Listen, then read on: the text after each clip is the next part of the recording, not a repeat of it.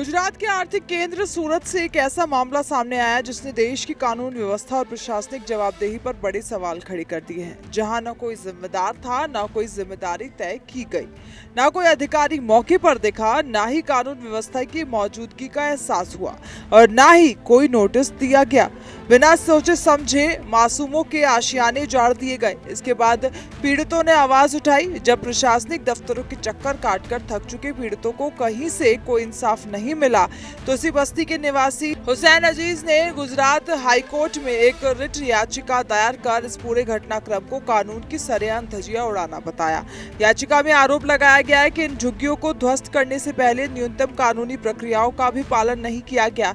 पीड़ितों का कहना है कि उन्हें अपना सामान समेटने तक का मौका नहीं दिया गया और न ही प्रशासन की तरफ से कोई लिखित या मौखिक नोटिस दिया गया था।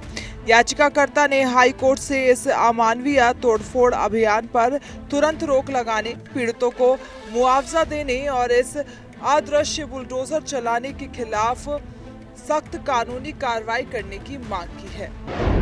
100 से ज्यादा झुग्गियां ढहाई, बिना नोटिस हुई कार्रवाई, प्रशासन ने झाड़ा पल्ला। इस रिपोर्ट के बाद इस मामले ने राजनीतिक और प्रशासनिक गलियारों में तूल पकड़ लिया है। रिपोर्ट के अनुसार इस पूरे मामले में सबसे शर्मनाक बात सरकारी विभागों के बीच चल रही नूरा कुश्ती है। सूरत नगर निगम यानी एसएमसी ने दो टूक शब्दों में कह दिया है कि इस तोड़फोड़ में उनकी कोई भूमिका नहीं और न ही उनकी तरफ से ऐसा कोई आदेश जारी हुआ था। दूसरी तरफ स्थानीय पुलिस प्रशासन पूरी घटना का ठीकरा नगर निगम के सिर मढ़ रहा है। पुलिस का कहना है कि वहां केवल कानून व्यवस्था बनाए रखने और सुरक्षा देने गए थे, कार्रवाई नगर निगम ने की थी। अब सवाल ये उठता है कि अगर पुलिस और नगर निगम दोनों ही इस कार्रवाई से पल्ला झाड़ रहे हैं तो क्या सूरत की सड़कों पर कोई समानांतर सरकार चल रही है जो बिना किसी सरकारी आदेश के सरकारी बुलडोजर लेकर बस्तियां उजाड़ रही है? बेघर हुए सैकड़ों परिवार, हाईकोर्ट में याचिका दाखिल, इंसाफ की गुहार लेकर पहुंचे पीड़ित।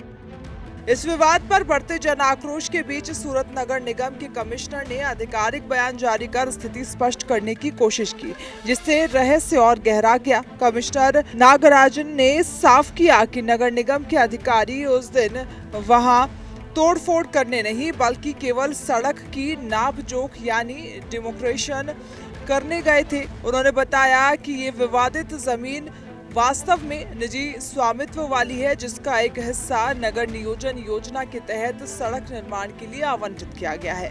कमिश्नर के मुताबिक नियमतः नगर निगम का काम पहले सीमांकन करना होता है, जिसके कई दिनों बाद कानूनी नोटिस देकर विध्वंस की कार्रवाई की जाती है। उन्होंने कैमरे पर साफ कहा कि 28 तारीख को हुआ ये विध्वंस नगर निगम द्वारा नहीं किया गया। नगर निगम ने किया इनकार, पुलिस ने भी झाड़ा पल्ला, अवैध कार्रवाई पर उठे सवाल। इस मामले में प्रशासन तब पूरी तरह बैकफुट पर आ गया जब सत्ताधारी भारतीय जनता पार्टी के स्थानीय विधायक ने भी अपनी ही सरकार के तंत्र पर उंगली उठा दी। सोमवार को मीडिया से बात करते हुए विधायक वीनू मोराजिया ने साफ तौर पर स्वीकार किया कि इस पूरे मामले में कुछ न कुछ बड़ी गड़बड़ जरूर है। उन्होंने भी इस बात पर आश्चर्य जताया कि जब नगर निगम ने आधिकारिक तौर पर कोई कार्रवाई नहीं की तो फिर भारी पुलिस बल की मौजूदगी में किसके इशारे पर बुलडोजर चले। कड़कती धूप और मानसून की आहट के बीच बिना किसी नोटिस या तय कानूनी प्रक्रिया के गरीबों के आशियाने उजाड़ दिए गए। स्थानीय विधायक का ये बयान इस बात की तस्दीक करता है कि इस पूरी कार्रवाई के पीछे कोई बड़ा भूमाफिया या प्रशासनिक सांठगांठ सक्रिय हो सकती है, जिसकी जांच जरूरी है।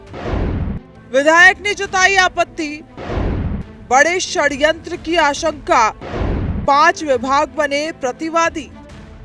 इस पूरे रहस्यमयी और अमानवीय कांड को लेकर याचिकाकर्ता हुसैन अजीज ने गुजरात हाईकोर्ट में दायर अपनी याचिका में किसी एक को नहीं बल्कि सरकार के 5 बड़े अंगों को प्रतिवादी बनाया है। इसमें गुजरात सरकार, सूरत नगर निगम, सूरत पुलिस कमिश्नर, स्थानीय डिप्टी कमिश्नर और स्पेशल ऑपरेशन ग्रुप शामिल है। याचिकाकर्ता का तर्क बेहद सीधा और अकाट्य है कि जब पुलिस की मौजूदगी में घर तोड़े जा रहे थे तो प्रशासन किसी भी जिम्मेदारी से कैसे भाग सकती है।